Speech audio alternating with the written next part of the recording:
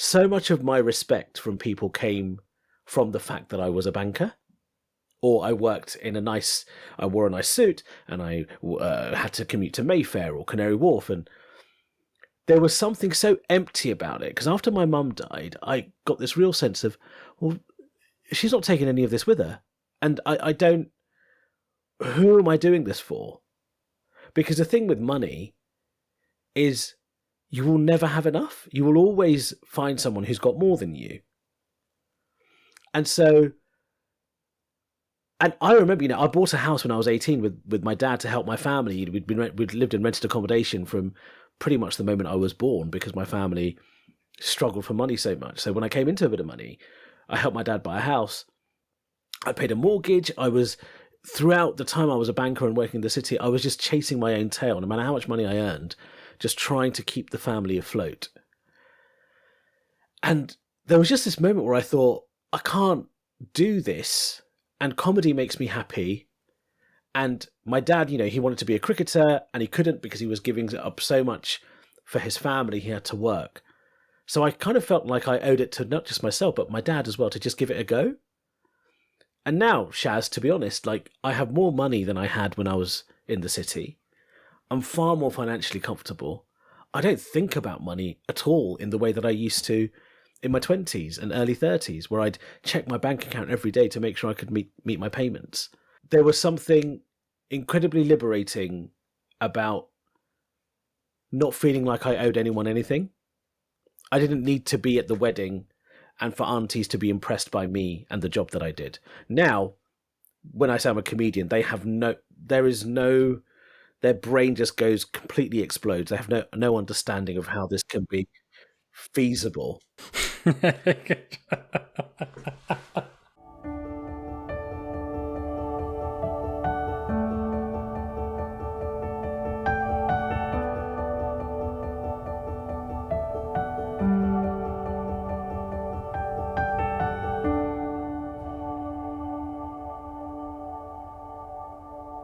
Is that working? Oh, this is a good fucking start, isn't it? It's not working. Yeah, I can. Can you hear me? There you go. Nice. Right. If anyone's watching this via video, I'm not looking at myself in the screen. This is Eshaan. It's a different person, I promise. Yeah, completely different person. If you put glasses on you, you're basically me, though, aren't you? Yeah, I mean, I've got some, but we're not going to do that. I don't want to confuse the already probably hidden racist listeners that I have. But how's it going, bro? How are you? Yeah, I'm all good, man. I'm all good. It's been a busy week. I've done a lot of driving and a lot of gigs, and but pretty good overall, generally speaking.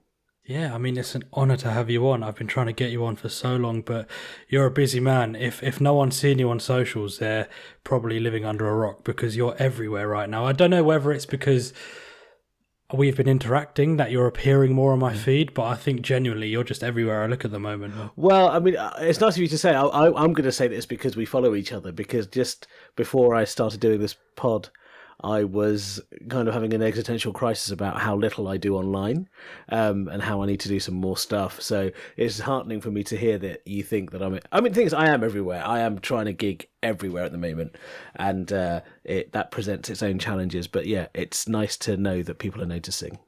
Awesome. I guess not the first question, second question, third question. Who are you? What's your message? And why is it your message? Okay, so who am I? I am Eshaan Akbar, or as my family would say, Eshaan Akbar, to be said the proper way. I let the hidden racists have a go at saying my name properly. I am a stand-up comedian. I've done a bit of writing. I've done a tiny bit of acting. I'm going to say acting, but it's only on YouTube, so I don't know if it counts. But in the main, I'm a stand-up comedian. My message is that the things that you think matter don't, and the things that you forget matter do. And the reason that's my message is because it's a message that I'm still trying to fully grasp myself, because as you mentioned, I'm everywhere. I'm busy, and I'm all over the country. And it's very difficult to be present for things that you and I and other people will take for granted. Birthdays, marriages, deaths, all sorts of things like this. And as someone who lost his mum in the space of a week, being there was very important. I wasn't a comedian at the time. I'd just done, I was an open micer. And since trying to build my career, I sometimes get a sense that I've lost a sense of that, of trying to be present for people. But it's very hard trying to find the balance between trying to achieve the thing that you want to achieve in your life, become better at this craft that's comedy, while simultaneously making the people that you love and care about, who also similarly love and care about you, whether before you were a comedian, when you were just nothing really, the genuine people in your life that have always loved you, and making sure that you find the time to do that. So sometimes I'm guilty of prioritizing the things that ultimately don't matter. It might be going for drinks with this friend, or it might be going for that party with the industry or whatever, for things that do matter that I forget about. My partner might need some help with the shopping, or the dog might need a walk, and just trying to keep a sense of that. It's interesting to know how things that matter have changed in your life from kind of when you were younger. Did this stem from when you were young? Because usually these messages are always based on something that happened to X person while they were growing up. What was your childhood like? I mean, was it easy? Was it difficult? I feel very blessed about the childhood I had, because on paper, it was confusing. On paper, it was difficult because, my parents really struggled for money, but I went to a private school on an academic scholarship, so I was surrounded by wealth and opulence when I was in school. But I would come home and, my dad was a minicab driver at the time, and my mum would make sure that we used to play a game where my mum would make sure I took out every last bit of dal from the packet so no dal was wasted. And we'd count and scrimp all our pennies. But at the same time, because my mum came from quite a wealthy background, the kind of people we had in our house every weekend, were ambassadors and actors and high commissioners and economists. And it was a very confusing childhood in that sense. But, every year I'd travel, maybe sometimes twice a year, I'd travel to Bangladesh, and my dad would work his bloody socks off. My mum was a very high maintenance woman. She was very expensive. She had very expensive tastes. But I would see my dad working non-stop, trying to keep up with my mum's demands.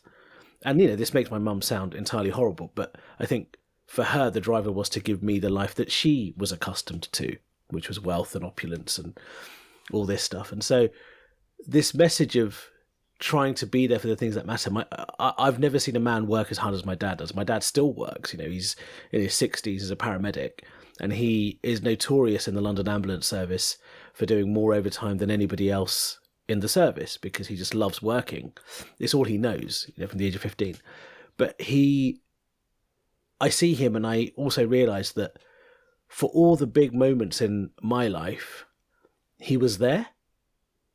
And even the smaller moments that you forget to appreciate, he was there. And, my mum and dad, they both worked so hard to be able to make precious moments last, and those memories last. Now that my mum's not here anymore, all the hard work she put in to make sure I enjoyed those moments now, in hindsight, it's actually quite beautiful. I had no idea that that's what she was doing, and that's what it's paid out to be. Yeah, it's interesting what you say about your dad working hard. I've always wondered this, and I still can't. Maybe I do have the answer, but I'm guessing your parents were first generation immigrants. Yeah, my dad came to this country when he was 15, and my mum came when she was 17. She married a man and moved to England. Yeah. So usually it's our parents usually the dads that work so hard in these jobs that, let's be honest, aren't the most glamorous of jobs.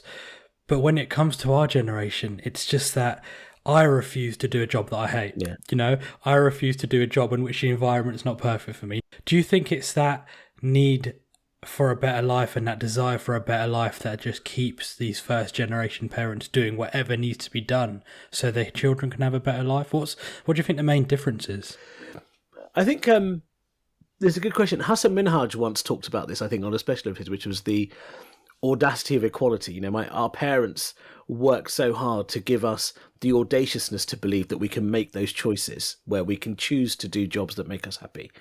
The audaciousness of saying, I'm going to, say in my case, leave a career in the city and become a stand-up comedian. And I've been very lucky that my dad has backed me to the hilt to do that. Survival and finding any means of survival for parents of our parents' generation, they did what it took. And I think what happens is you get to a point in your life, maybe in your 50s, 60s, where you work long enough that that's all you understand. Even now, I would say that I probably do have more money than my dad. But when we go out, he will insist on paying, because that sense of responsibility, even though I'm knocking nearly 40, I will forever be a baby in my dad's eyes. And I think there's something so powerful, that sense of responsibility. I don't know if I have it, I'm childless. And I think part of the reason I might be childless is because I feel so scared of not being able to emulate the kind of father my dad has been for me. Because we're just going to be different. I can't fix a plug. I can't fix a washing machine. I mean, look, I'm saying my dad can fix it. He has a go. And then we get a proper person in to fix it afterwards because he's messed it up. But if nothing else, he'll have a go. And so I think for our parents, that sense of survival and then them being able to see, almost live vicariously through us, that we're able to audaciously choose to do the things that we want to do, gives them some pride, I guess. So you went to a Church of England school, is that right? Yeah, Church of England private school, yeah. Were you the only brown guy there, I'm guessing? No, to be honest, there were a few brown guys. I was part of the generation where there were brown families were getting quite wealthy. So there were a fair few, I'd say. We probably made up about 5 to 8%, I'd say, of the school makeup. Oh, wow, that's really interesting. Yeah. Because I went to just your bang average kind of public school, but I was probably one of 2 brown people in my year. Okay. I mean, it kind of negates the question I was going to ask about what it's like growing up as the only brown person, but I guess it's my fault for assuming that you were the only brown person. Well, no, it's not entirely without its merit, that question, because although there are a fair few brown people, I think being brown and negotiating what it means to be brown is tricky. It's something that I still struggle with a bit because, I sound like this. So there's a whole swathe of Asians who don't see me as Asian, purely based on the way I speak, but also my certain attitudes. I'm quite pro-LGBT. I like a drag show. I've got a dog. I let the dog lick my face.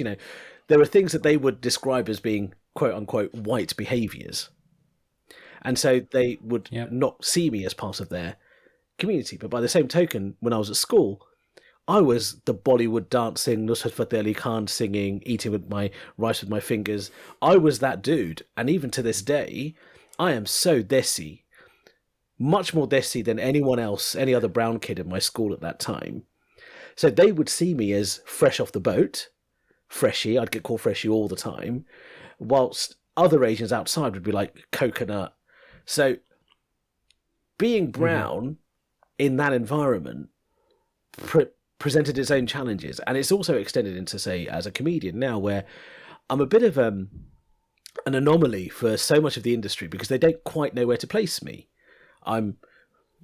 They want me to be the brown person who subscribes to this notion of person of colour and the victimhood of what it means to be a minority in this country. I don't do that because I'm me. My parents never instilled that in me. But by the same token, Asians want me to join the likes of Gus Khan and talk about how hard it is to be Asian. When at the same time, I don't do that either. So it's not without merit, that question. I kind of, there's a crossroads for me in terms of who I am and what kind of Asian I am and what it means. It's like this famous comedian I know who coined a phrase for his tour: too white to be brown, too brown to be white. Yeah, a little bit like that, basically. That's exactly it. Yeah. I mean, does it mean anything that I've gone and assumed you grew up in an only white school? I probably, on surface level, thought, okay, your accent, it doesn't sound very I don't know, how do I phrase this? Something in me just led me to assume you grew up in an all-white school. Maybe it's the career path you chose. Maybe it's the way you present your comedy. Maybe it's, from what I've seen of your comedy, you don't often refer to your Asian background, like you just said. Yeah, it's so funny you say that, because there'll be critics who will say he talks about racial. I mean, it happened in Edinburgh. In Edinburgh, when I was at the Fringe, I had 2 reviews. One review said he talks about race too much, and another review said he doesn't mention race at all. And you think, well, I don't understand what you want me to do. I think that when I reflect on my comedy, certainly, I would say that I refer to my Asianness a lot, but in a very, in the prism of what it means to be Eshaan Akbar, right? So, for example, I'll talk about the experience of going to a service station when I was visiting family around the country with my parents, and just wishing I could go inside the service station, because my mum would feed me from the boot of the car with some pakode and parathas and things like this. I never saw a service station until I was 26. Right. And when you went to the service station, what was it like for you? Bro, it was honestly... Now I know how people feel when they lose their virginity. That is essentially how I felt seeing a service station for the first time. I.e., an entire new world is unlocked and you see everything in a different light. Yeah, entirely. And I remember, because we were so poor, we were cash poor, maybe even asset poor, but we had ideas way above our station. But we also did crazy things, like my dad would drive us along the M25 to a service station to go and have dinner there, because it felt like such an adventure. Because every other time we'd stop at a service station, it would just be to have food from the boot of the car. And so I talk about that with tremendous fondness. And I guess because I sound like this, people find it slightly at odds with how that could be my experience. But it then opens up this whole world of, other working class people or white people, whoever, who are like, oh my God, my mum did the same thing, And so my Asianness plays a big part of who I am, and I mention it without really mentioning it, I think.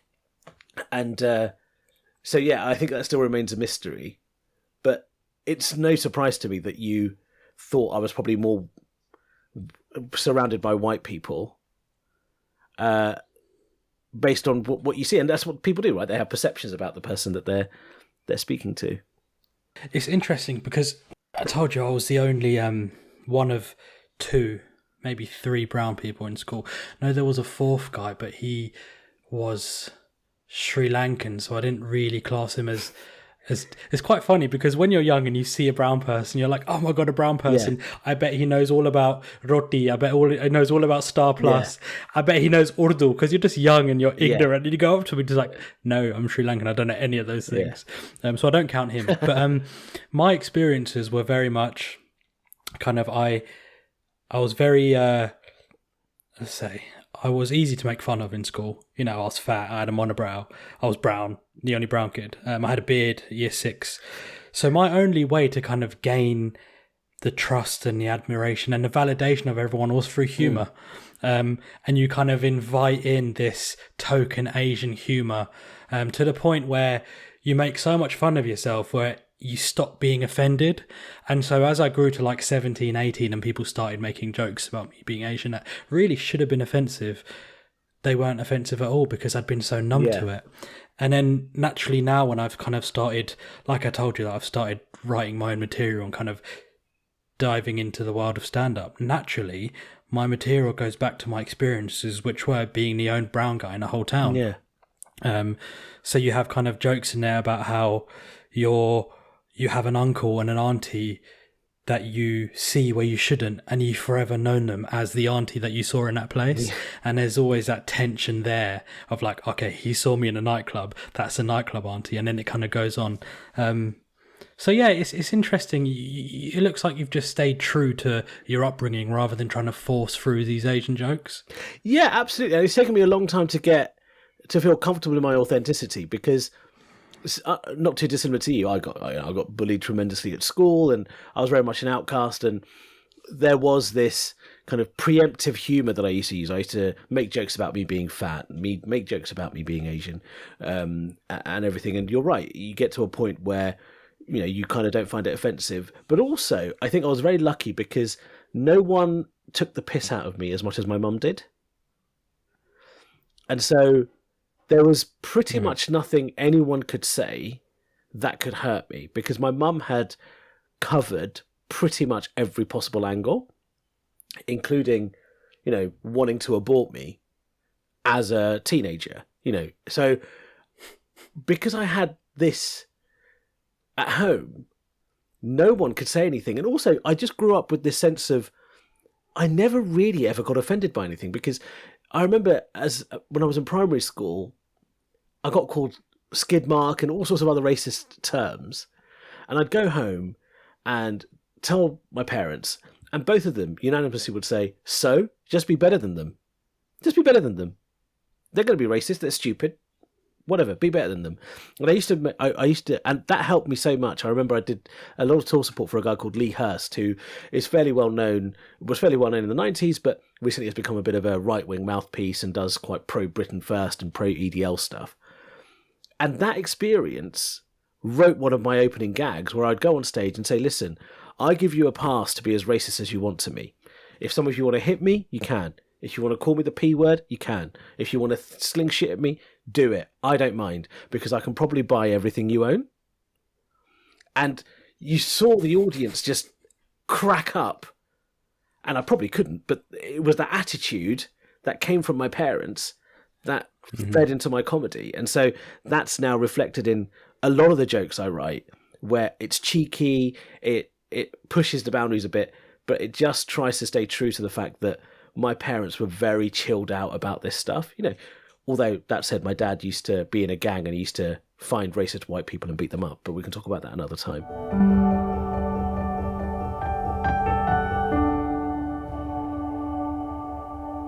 One thing I've always wondered, and ever since I kind of first stumbled across your work, you had a career before comedy, a career that many people would consider very lucrative, or people strive to get that, to be in a career like you were in, and then you left that career to pursue comedy. What was that career, just so everyone else knows, and why comedy? What made you leave? So I started my career in banking. I read economics, finance and management at university, kind of fell into banking as a career. I was a private banker in the city, so all my clients were celebrities. Basically, that was my main area of interest and expertise. And then after the financial crisis, I then became a government policy advisor, which I did for 5 years. And then I was headhunted to become a speechwriter to the CEO of a major international bank. And in between, I did like bits of journalism. I'd written for The Guardian, I'd written for The Times. And I guess on paper, there was this sense of, I was very much a city boy, and I wore my suits and all this. And I'd always done something on the side. So amateur dramatics, I was a Bollywood dance choreographer. And doing stand-up was just one of those things that, oh, here we go, Eshaan's got a new interest and he's just given it a go. And there was a combination of things. One, I fell in love with comedy quite quickly. I didn't really know any comedians. I knew the famous brown ones. I knew Paul Chowdhury, I knew Russell Peters, I knew Lee Evans, Michael McIntyre, Mickey Flanagan, and I'd come across Kevin Bridges. But I wasn't a stand-up comedy aficionado by any stretch of the imagination. I did comedy, enjoyed it, absolutely no dreams of becoming a stand-up comedian. It was so far off the radar. And then my mum passed away 2 months after I did my first kind of open mic gig.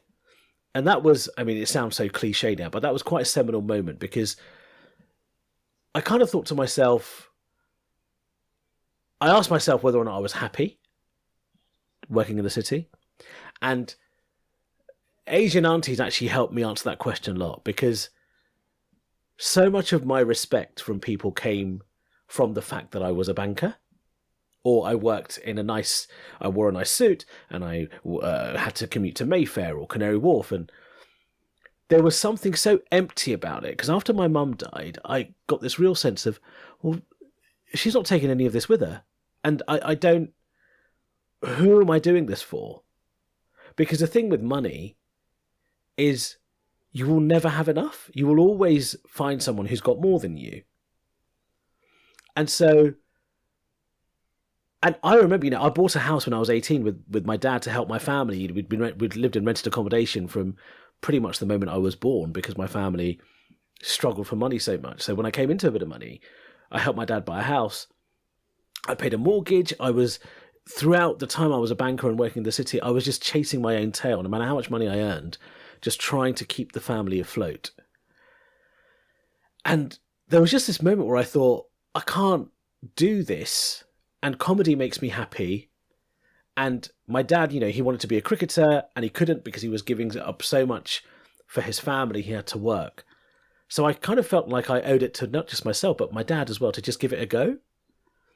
And now, Shaz, to be honest, I have more money than I had when I was in the city. I'm far more financially comfortable. I don't think about money at all in the way that I used to in my 20s and early 30s, where I'd check my bank account every day to make sure I could meet my payments. And so there was something incredibly liberating about not feeling like I owed anyone anything. I didn't need to be at the wedding and for aunties to be impressed by me and the job that I did. Now, when I say I'm a comedian, their brain just goes completely explodes. They have no understanding of how this can be feasible. And so, yeah, I can imagine they just don't. I can imagine that they don't have their list of questions. Just do not apply when your job is a comedian. Yeah, absolutely.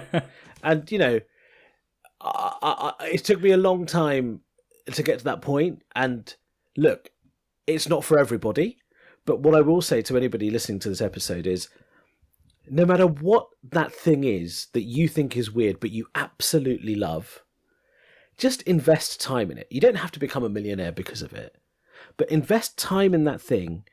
And you have I decry the fact that my parents, because they wanted me to be stable, be successful, there were a lot of little interests that kind of fizzled out. So there was dinosaurs, and there was gaming, and there was other little things that I had sparks of interest in. But I had my 11 plus, or my GCSE, or my A levels. Now as a comedian, gosh, I wish I had expertise in those areas, in Yu-Gi-Oh cards or whatever it might be, because I can talk about them. The internet's arrived, and I can become a YouTuber and stuff like this, and who knows where the money will come from. But just having that passion and you being the best at that thing, no matter how weird it is so amazing, because our time on this earth is so limited. Just enjoy that bit. It's great. Yeah, to your point about passion as well, you often find that people will just not follow their dreams because there's no financial gain to it, or it's not going to make them the money that they need. But you're right, the goal shouldn't be, you shouldn't ever have an end goal. You shouldn't try to reach the top of the mountain, i.e. the financial gain. It's all about the journey up the mountain. And if you're passionate about, comedy, but you're too scared that you might not make enough money and you don't want to leave your 6-figure job, well, you need to do something. You need to be able to enjoy the journey of being a stand-up. And what happens. As long as you're doing what you love, naturally your talent is going to come through. Speaking from someone that has absolutely no experience of being a stand-up, well, no, can I add? Also, but the thing is also, Shaz, it wasn't a case of, one day I decided to become a stand-up and I just quit my job immediately. I mean, there were years. I've been a comic for 8 years. It's gradual. And 4 to 5 of those years was me driving to Manchester to do a 5-minute gig for no money, driving back, getting caught in traffic both ways, doing almost a 12-hour round trip, pissing in bottles because we were stuck in traffic, and getting into work at 7 a.m. the next day. And not seeing friends, not seeing family. When people summarize the story of, he quit banking to become a comedian, sure, but all the sacrifices along the way, all the moments where you keep asking yourself, what the fuck am I doing?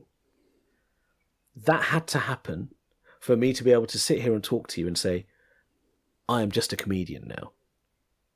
And especially when you're Asian, and this is a sweeping generalization, of course, we're a lot more calculated in the risks that we take. But you have to take risks. Our parents took huge risks by coming to this country in the first place. Nothing was achieved without some risk taking, no matter how small or big, whether it's from how much turmeric you put into that omelette, all the way up to whether or not you quit a career in the city to become.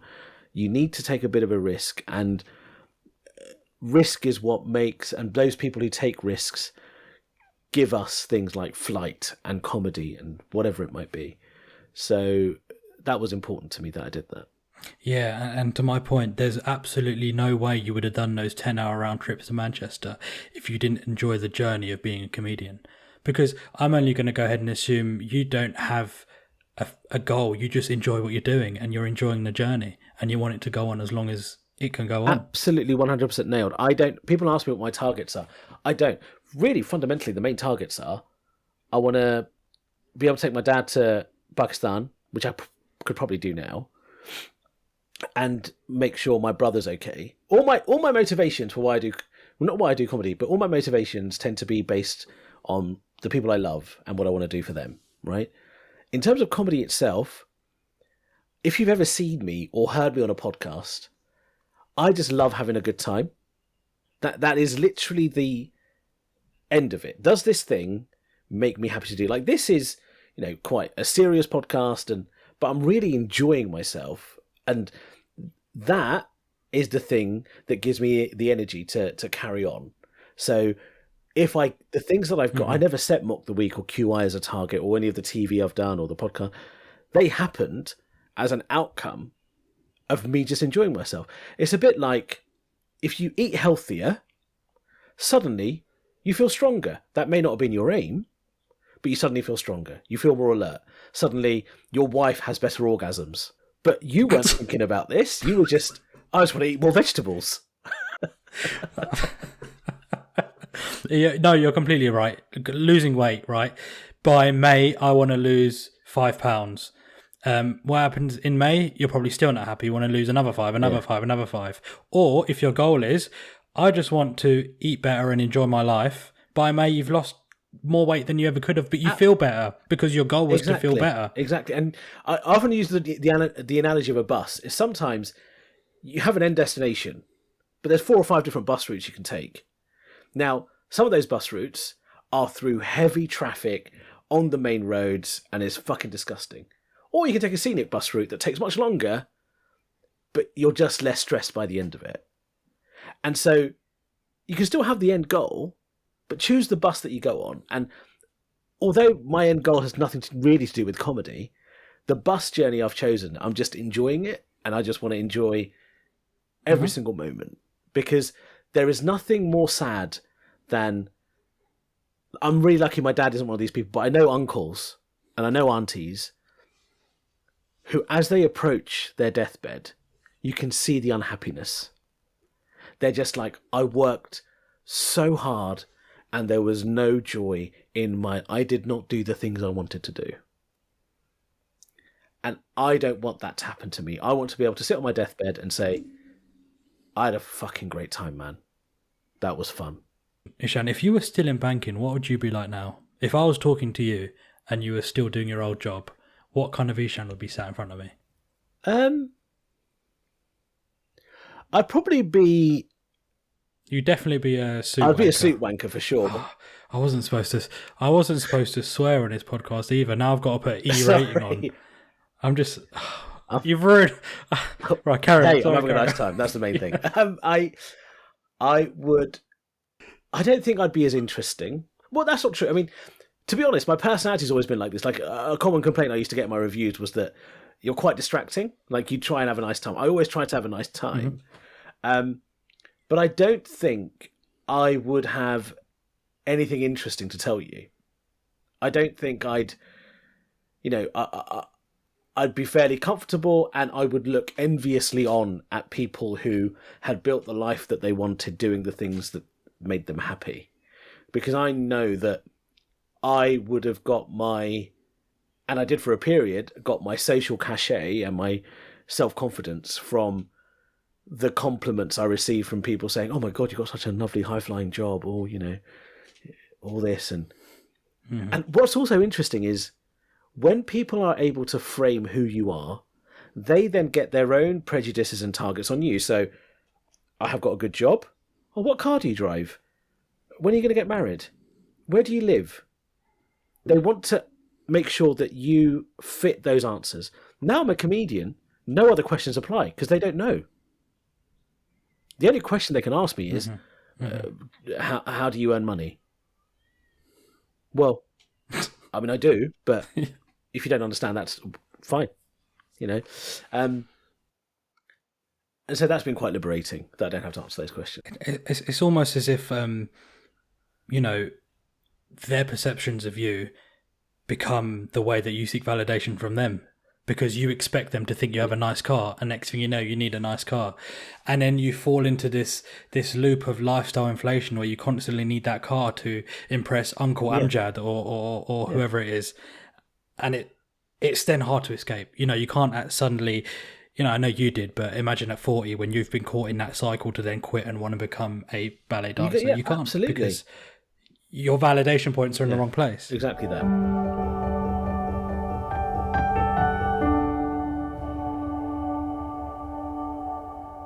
Talk to me about your mum, Eshaan, if you don't mind.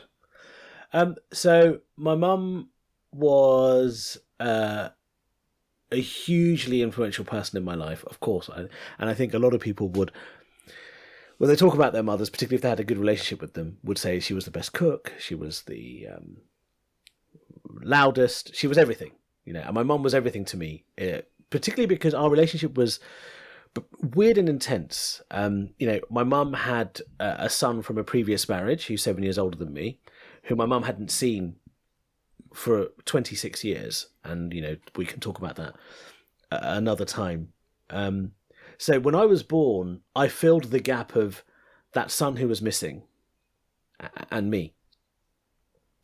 And my mum bestowed that love, that insecurity, that demand for excellence that came from the fact that she left her family home when she was 17 to get married to someone against her father's wishes, despite having grown up in a very wealthy and successful environment. My granddad helped write the Constitution of Bangladesh, right? That's the kind of level we were pitching at.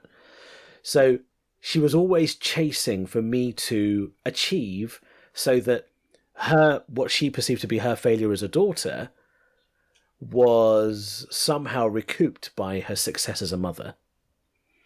And so my career and the things that I did before comedy, that happened because my mum's expectations were so high that the pendulum swung to just that level. And in so many ways, I'm so grateful for that the things that people would look on and say, look, your career before you became a stand-up, anybody else would say, I've had a successful career. But to me, it was never enough. When I got into the graduate program at the First Bank, my mum was proud, but she said, let me know when you're CEO. That was just the wiring that she had. She was also the kind of person where she was the mum that Did that not give a lot of pressure to you? Not really, because we kind of it's a bit, I'd call it like a Ronaldo Messi thing. We kind of spurred each other on, and it was just enjoyable. I don't know if I felt pressure. It just felt so intrinsic. I just knew that this was how my life was going to be. Mm-hmm. Like, for example, I remember with one of my bonuses, I bought my mum a diamond ring, and the diamond ring was set on this white gold ring. And I took it to her, really happy, really excited, my first bonus. And she looked at it and went, I don't wear white gold. What a waste of money. And all I could do was laugh. And I was like, I did know that. I should have known better, right? And so our relationship was like that. We took the piss out of each other. She went through some really harrowing things in her life, and we would joke about it a lot. But also, she was also the mother that all my friends and my younger brother's friends, she was the only mother anybody would listen to. If she wanted something to happen, you'd listen. And so when she passed away, the number of people who were not her kids, including grown adults who had kids themselves, who would say, I feel like I've lost my mum. She was the person who could tell me off in a way my mum couldn't. I'd listen to her. I'd seek her advice. You know, I was telling you before the record, I lost another auntie of mine very, very suddenly, very recently, and I'm going to a funeral. And this other auntie called me and she said, you know, I met this auntie of yours that's passed away through your mum, and so many people met their friends because of your mum. Our house was the house where everybody came to socialise on Eid, Christmas. The first call was, what's happening at the Akbar's house? If nothing is happening there, which was never the case, we'll go elsewhere. Otherwise, there's no point going to other people's houses. They're all going to be at the Akbar's house. So she was the glue of the whole family. She was the glue of the extended community. When she died, my social calendar completely disappeared because my job as a son was to take her to her events wherever she wanted to go. I did not socialise with my friends. I socialised with my mum's friends. I went wherever my mum went to go. To this day, I don't have a best friend because the years I could have spent cultivating that, I was with my mum. And so when she died, my whole world had to be redefined and started again. You know, I never cooked. I was the son that my mum would never, you know, mum let no one into the kitchen. That was her domain. After she passed away, I learned how to cook, and now I love cooking, and I embrace the ways I used to help my mum in my cooking, and I have a very emotional, deep connection with food now because of that. But the first 29 years of my life spent as Sima's son was a very different person to the Eshaan I am now. And I don't mind that. I don't mind that reinvention. And so, yeah, hopefully that gives you a sense of just how powerful and big a woman she was. I didn't quite realise the impact she had until I saw your post recently on her 9th year anniversary. Was it 9th year? 8 year, yeah, 8 year.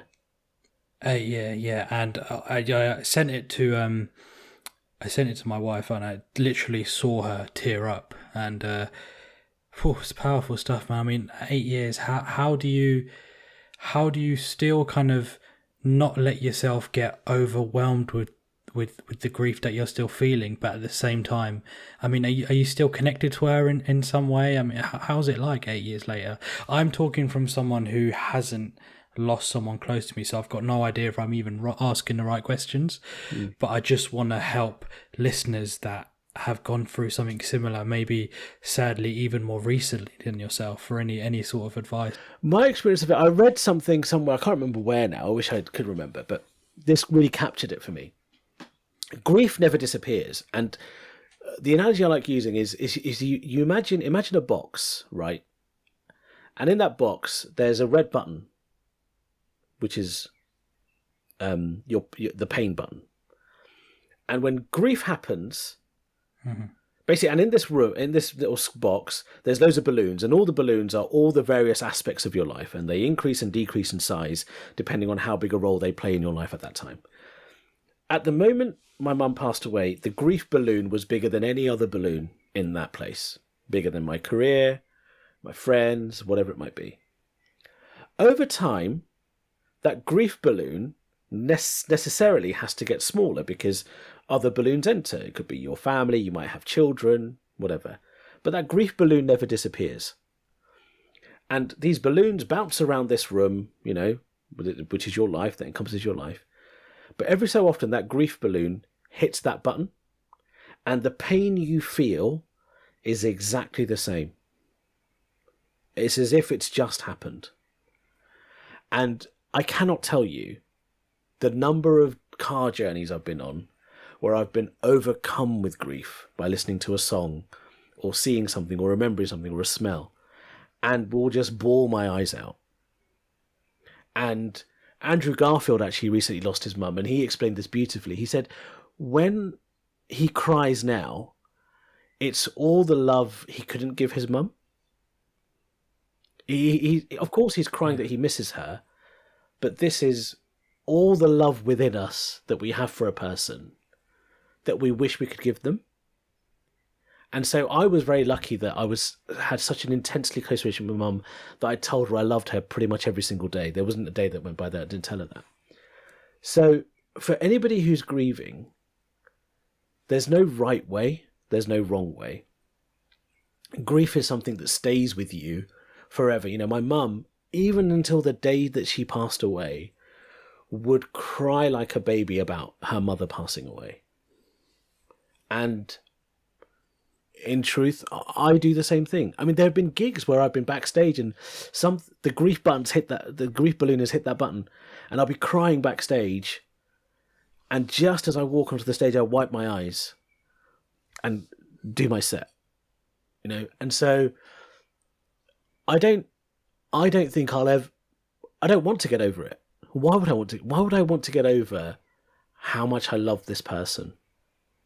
I've no interest in that. Mm-hmm. Maybe this is sadomasochistic, I don't know, but the pain I feel tells me, hey, you really love this woman. And that's quite powerful. So it's hard. Nothing in life was easy. But I'm grateful. You know, I remember not long after she died, the anger part of my grief was, why did she love me so much? I wish she didn't love me like this, because then I wouldn't have a reason to love her back. But then I'm like, oh, I'm lucky. I'm one of the lucky ones that she loved me like this. So when I feel, like, even when I feel pain now, when I feel myself tearing up, or I feel a part of my heart just clenching up, in hindsight, I feel grateful for it. That I have the capacity to love, because I know so many people out there who aren't as lucky as I am. It's my biggest fear. I mean, my missus said it to me the other day. She said, neither of us have really lost someone close to us, and it's going to happen one day, and it could happen soon. And it got me thinking, am I prepared? Am I ready? No, because the last thing I want to do is prepare myself for eventually someone close to me passing away. But at the same time, I'm worried that when it happens, you know, I saw a quote when Prince Philip died last year, and it was, grief is the price we pay for love. Yeah, that's and I guess it's just what comes with being so close to someone. It's even hard for me to talk about now, because it's not often in my life do I have worries that I don't want to tackle and just push to the side, but this is one of them. You just don't want to think about it. And I think I'm completely with you. I remember from childhood, I used to be so scared of my mum dying, and I just thought my life would be completely over. And in many ways, I've already explained. It was. That 29 years of Eshaan is over. That chapter's finished. I never had a beard. You know, I never did comedy. I didn't have a partner in another part of the world. You know, it was a completely different person. And I am a different person. And that part of my life is over. And my mum's life is over. And I've reinvented to become something else. But it's precisely because of that fear, I think it's so important that we spend the time to do the things that give us joy. My mum, no matter how tough her life was, we just had such a laugh. And I think I mentioned it on that post, but I used to play this game with my mum all the time, where I'd always ask her, who's better looking, me or Eshaan? Eshaan is my younger brother. Who's better looking? Who's the better cook? Who tidies their room better? And she'd always say, Eshaan, Eshaan, Eshaan, Eshaan. The only thing, no matter how many questions I asked her, Mum, who makes you laugh more, me or Eshaan? She would just say, hands down, you. And so maybe that's the thing that inherently drives me to keep doing this, you know. Robin Williams said a beautiful thing where he said that comedians want to make other people laugh because they know what it feels like to feel the exact opposite, and they don't want anyone else to feel that way. And I'm telling you now, you know, it's thousands of people that I've made laugh throughout my career. I would swap all of that to have the biggest room in the world and have just my mum sat there, and hear her laugh again. And maybe that's the drug I'm chasing. And I know I'll never hear it, but somewhere in those thousands of people, that cacophony of noise, somewhere my mum's cackle will enter my frequency. If she was the opposite of you, what would she say to you? Would she be proud of the Eshaan you are today? Because you said you'd only started once she passed away. Yeah, I was lucky. She saw me just once, because I started 2 months before she saw me just once. And we sat in the car and I said, Mum, what do you think? And she goes, do you know what? You're really funny. Being a comedian is not just being a funny guy. You've got to be funny on stage, and you're really funny. I said, oh, thanks. And then she said, little pause, and then she said, but you look really fat on stage. So I was like, okay, I knew that was coming. Then a couple of minutes later, we're still going, and then she goes, but you know what? I think it helps because people laugh more at fat people, don't they? So, yeah, keep going. And that was it. So she'd still call you fat if she saw you today? Oh, yeah, she definitely 100%. She would bemoan the fact that I'm fat while simultaneously saying that I was good looking and feed me and still call me fat.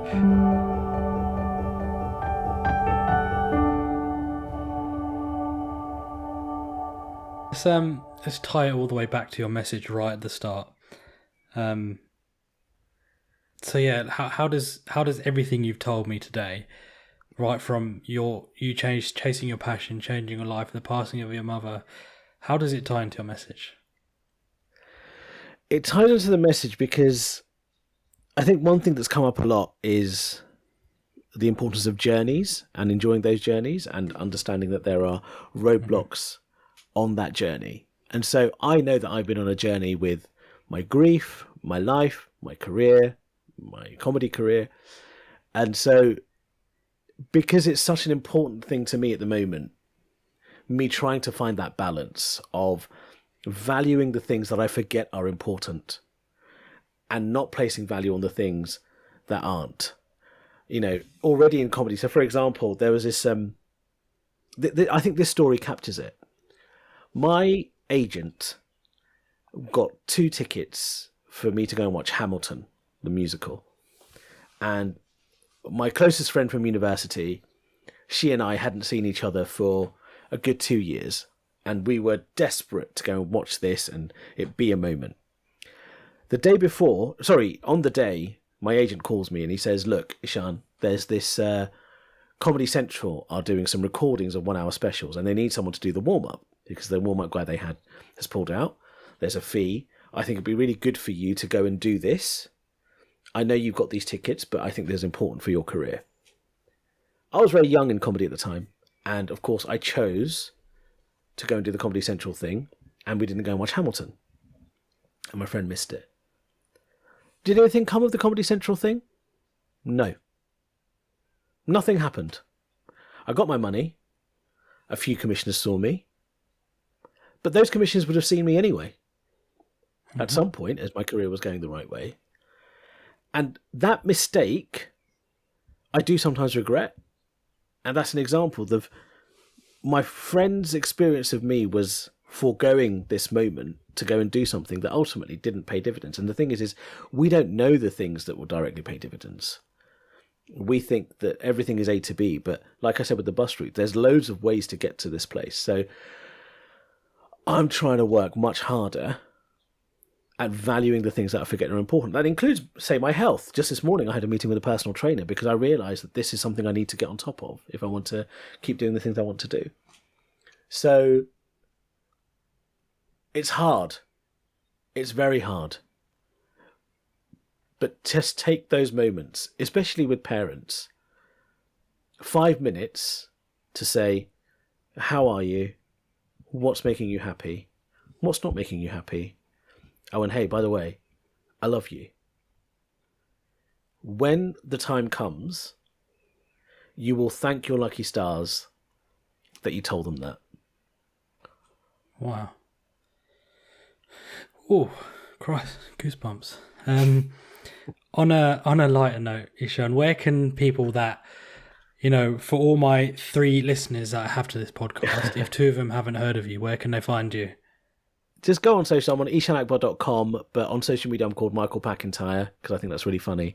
So just type in Michael Packentire and you'll find me, and all my nonsense that I do on socials you'll see there. Well, just a pre-warning, if they do follow you, be prepared because your feeds were filled with, first of all, this podcast, quite a serious chat. Then you might see him with his top off singing Gwalis, I think. It was the middle of the night when I watched that. I couldn't quite figure out what was going on.